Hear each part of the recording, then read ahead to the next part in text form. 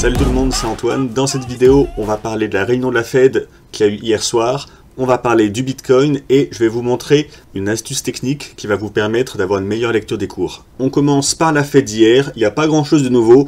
Powell a dit que le gros problème actuellement, ça restait l'inflation et donc il va tout faire pour la combattre. Pour la combattre, le principal levier, c'est une hausse des taux. Donc il a dit qu'il n'hésiterait pas à remonter les taux encore et encore jusqu'à temps que l'inflation redevienne normale. Et la trajectoire d'inflation pour la Fed, c'est une trajectoire à 2%. Donc là, on est à 8,3, on est largement au-dessus. Donc tant que l'inflation est forte, les taux continueront à monter. Par contre, la Fed ne veut pas trop affoler les marchés d'un coup. C'est pour ça qu'il précise qu'on aura une hausse de 50 points de base pour le moment. Sachant que la Fed pourrait augmenter à 75 points de base lors d'une prochaine réunion si jamais l'inflation restait trop forte. Mais pour l'instant, voilà, il y a un problème, l'inflation, on le combat avec des hausses progressives de 50 points de base et pour l'instant, on s'en tient à ce cap. La hausse des taux, ça fait que le dollar s'apprécie, le dollar est plus cher. Quand le dollar est plus cher, le marché action a tendance à chuter. Et comme vous le savez déjà, j'en ai parlé dans une vidéo précédente, actuellement, le marché action est extrêmement corrélé aux cryptos. Ça veut dire que là, j'ai rajouté le S&P 500 en ligne. Vous voyez, on fait exactement les mêmes mouvements de hausse ou de baisse. Ça veut dire que là, la mesure qui a été annoncée de continuer une hausse des taux, ça va plutôt continuer à faire chuter les indices américains. Et si les cryptos restent corrélés à ça, eh bien, elles vont également chuter elles-mêmes. Je ne vais pas vous refaire un speech sur la macro, j'ai déjà fait dans la vidéo précédente. On va prendre le Bitcoin, donc on est dessus. Le Bitcoin, actuellement, on est autour de 30 000. On est sur le gros support horizontal. C'est vraiment le plus gros support. Le point bas testé ici, retesté ici longtemps. Là, on revient dessus. Et on revient en fait au même niveau qu'il y a un an. Vous voyez, 365 jours en arrière, eh ben, on était ici. On avait fait le premier point bas à 30 000 après le bull run. Donc là, on est au même niveau. On est revenu un an en arrière. On est vraiment sur un gros support long terme technique. Alors les fondamentaux sont pas très bons avec les taux directeurs qui remontent, les marchés à risque qui en pâtissent. Donc on peut pas savoir à l'avance si le support va tenir. En tout cas on sait que c'est un énorme support. Il suffit de voir le rebond précédent qu'on a fait ici. Alors bien sûr ça n'a pas rebondi tout de suite. On a testé le support le 19 mai et on est reparti vraiment à la hausse qu'à partir de fin juillet. Donc là, faut pas non plus s'attendre forcément à un rebond rapide. Je pense qu'on va faire un peu pareil que ici, on va faire une zone de congestion comme ça pendant plusieurs semaines, plusieurs mois pour fatiguer tout le monde. Et après, il faudra voir la direction dans laquelle on repart. Soit ça repart franchement à la baisse, dans ce cas-là c'est très très mauvais pour le marché, soit si on est optimiste, on espère qu'il y a un vrai rebond et ça pourra annoncer le retour du marché haussier. La hausse des taux va certainement se continuer en 2022 et 2023, ce qui veut dire que les marchés actions vont avoir tendance plutôt à baisser pendant ces périodes, mais les cryptos n'ont pas toujours été corrélés au marché actions. La corrélation est assez récente quand même, donc à voir est-ce que les marchés crypto vont réussir à se décorréler des marchés traditionnels actions. Si c'est le cas, il y aurait plus de chances qu'on arrive à rebondir. Alors soyons clairs, sur le niveau où on est actuellement, personne ne peut vous dire si ça va rebondir ou finir par casser. On n'est pas devin, il n'y a pas d'indicateur ou de technique magique pour vous dire ça va forcément rebondir ou pas. On est sur un énorme support, mais avec des mauvais fondamentaux, donc pour moi c'est super indécis pour la suite. En plus on est dans des zones vraiment où les cours ont eu tendance à rester relativement longtemps à chaque fois qu'on a testé. Donc là, on vient juste de la tester il y a quelques jours. Je pense pas qu'on puisse s'attendre à un rebond, une cassure très rapidement. Donc là, ça va user tout le monde. On risque d'avoir des grandes mèches en haut, en bas. C'est clairement une zone très très difficile à trader. Soit vous achetez agressivement avec un énorme stop large en dessous pour éviter les mèches. Ça, c'est vraiment une façon très agressive. Soit vous attendez d'avoir des signaux de confirmation qu'on rebondit bien ou qu'on casse. Maintenant, on va aborder une petite astuce qui vous permet de mieux lire les cours. Quand vous avez des belles tendances, en général, quand vous avez un début de correction, vous ne savez pas si c'est une simple correction ou un retournement de la tendance. Alors très souvent, quand vous allez avoir une correction, il faut regarder comment est la correction et surtout comment est construite la correction. On va prendre ici la tendance haussière qu'on avait. À ce moment-là, on commence à avoir une correction, des bougies rouges. On ne sait pas si c'est vraiment une correction que ça va repartir à la hausse ou si c'est vraiment un changement de tendance et qu'on va beaucoup baisser. Quand on baisse, qu'on remonte et qu'on rebaisse ici, ce qu'on peut se dire, c'est qu'on passe en tendance baissière. Tendance baissière, selon la théorie d'eau toute bête, on fait des points hauts et des points bas qui sont alignés à la baisse. Donc on est en tendance baissière selon ces termes. Ça, c'est ce qu'on apprend dans les bouquins de trading. Mais ce qui marche vraiment très très bien, et même mieux que simplement la théorie de dos, je trouve, c'est de regarder la taille de la baisse qu'on a eue. Alors je vais vous faire un exemple ici. Là, on a eu une première phase de baisse. Le point haut jusqu'au point bas ici, on est remonté, on repart à la baisse. Eh bien, vous allez mesurer la deuxième phase de baisse qu'on a ici. Là, je vais simplement dupliquer la première baisse en taille.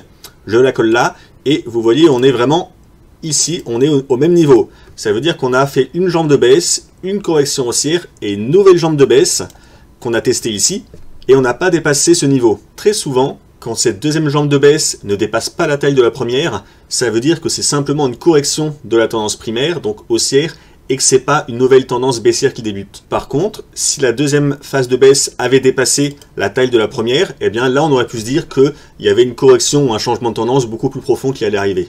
Ça rejoint un peu les théories d'Elliott, pour ceux qui pratiquent l'elliotisme. On a des phases de correction en 3 mouvements ABC, et après ça repart dans le sens principal. C'est également des théories qu'on retrouve en harmonic pattern avec ce qu'on appelle les figures en ABCD.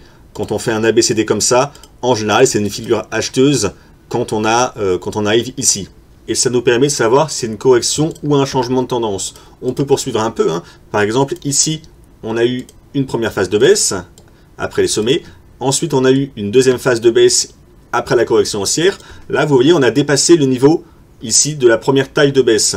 Donc, vu qu'on l'a dépassé, ça voulait dire que c'était plutôt une vraie baisse. Et après, vous voyez, on n'est pas reparti en marché haussier, en tout cas pas rapidement. Donc ça peut vous servir à valider ou à invalider une tendance. Et on a ça relativement souvent. Si on prend après, ici par exemple, on a phase de hausse, le marché repartait en phase haussière. On a eu ici une baisse, une correction haussière, une nouvelle baisse. Et regardez la nouvelle baisse, eh bien, on a atterri pile poil au niveau, eh bien, à ce niveau-là, donc 2 tailles de baisse de même mesure. On peut d'ailleurs faire une extension de Fibonacci pour les mesurer comme ça, à 100%. Donc là, vu qu'on était en marché haussier, on a une baisse en 3 temps. La baisse en 3 temps n'a pas dépassé la taille de la première baisse, donc on n'a pas fait quelque chose comme ça. Ça veut dire que c'était plutôt une correction baissière de la tendance haussière et que ce n'était pas un vrai changement de tendance à la baisse.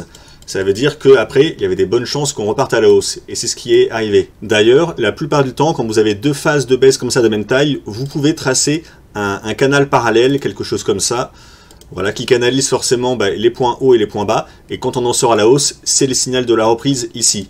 Là, sur l'exemple d'avant, je ne l'ai pas fait, mais on aurait pu tracer pareil. Un canal comme ça en reliant les points hauts. On relie également les points bas. Alors des fois, il y a des mèches un peu sales, mais on voit qu'on avait une baisse dans un espèce de canal parallèle. On en sort par le haut. Ça peut être le signal pour se replacer à l'achat ou pour renforcer. Et d'un point de vue de l'analyse technique, c'est ce qu'on appelle un flag, donc un drapeau en français.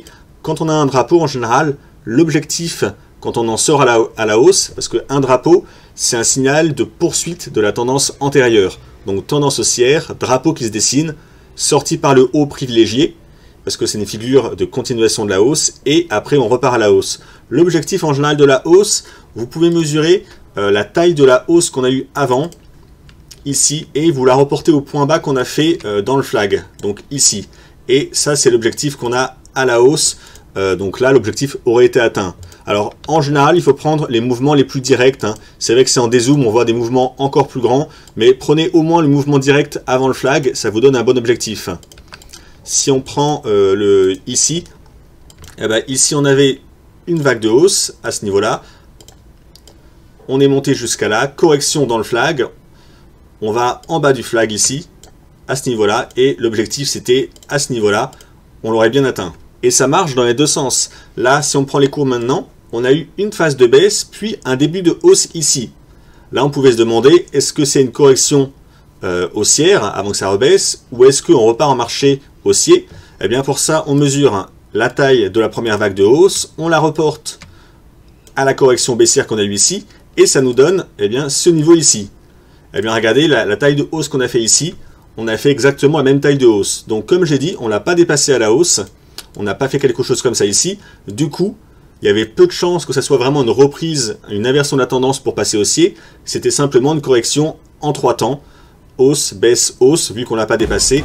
Et c'est reparti à la baisse. Et encore une fois, je pense qu'on avait la possibilité de dessiner un espèce de flag, comme ça. D'ailleurs, on peut même le mettre comme ça. point haut, point haut, point haut, point bas, flag haussier, mais qui vient d'une tendance baissière en amont. Donc le flag, le drapeau, je vous rappelle, c'est une figure de continuation de la tendance d'avant. Donc phase de baisse, flag haussier, on en sort par le bas. Pour l'objectif de la baisse, alors soit on prend toute la baisse ici, mais ça va nous ramener très bas, soit si on veut être un peu plus optimiste, on va prendre le mouvement le plus direct comme je vous ai dit avant. Donc à partir de la congestion ici, on a fait un point haut, donc vague de baisse, correction haussière, on reporte la taille de la première baisse au niveau du sommet du flag et ça nous ramène ici. Donc on est à ce niveau-là, ça veut dire que là peut-être qu'on aurait atteint l'objectif de la baisse suite à la sortie du flag. Donc peut-être une remontée par la suite. Et on va finir avec une dernière dose d'opium. Je vais tout virer. Donc si on dézoome un peu, on voit qu'on avait quand même une belle tendance haussière ici. On va raisonner pareil, on va se dire, suite à la tendance haussière, on a eu une grande vague de baisse ici. Premier mouvement correctif jusqu'à la mèche basse, puis correction haussière, puis nouvelle vague de baisse. Donc on va appliquer la même logique, cette fois-ci en dézoomant un peu plus. Donc là, je reporte ma taille de baisse au niveau du point haut ici, donc baisse, correction, nouvelle vague de baisse, et regardez le niveau où on est, eh ben, on est exactement sur la mèche basse ici. Si je mets un Fibo pour être encore plus précis, une extension de Fibo, ça va nous ramener à 100% précisément ici. Donc là, peut-être, donc là c'est vraiment pour être optimiste, qu'on est toujours dans un marché haussier de long terme, qu'on a fait une vague de baisse, une correction haussière, une nouvelle vague de baisse, donc tant qu'on ne dépasse pas ce niveau à la baisse, donc ça rejoint ce que je disais avant, le niveau des 30 000, eh bien on est peut-être sur une correction en 3 temps, à long terme. Donc on peut peut-être espérer un retour de la hausse. Mais encore une fois, n'oubliez pas, le niveau des 30 000, c'est un niveau très dur à passer. Donc là on est même à 25 000 avec les mèches basses, mais le niveau chartiste classique, c'est ici.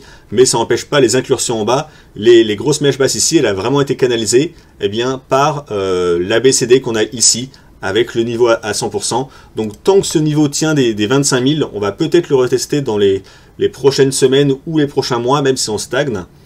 Mais tant qu'on le tient, c'est vraiment le niveau à tenir pour espérer qu'on soit dans ce cas de figure, en espérant vraiment qu'il y ait un rebond après.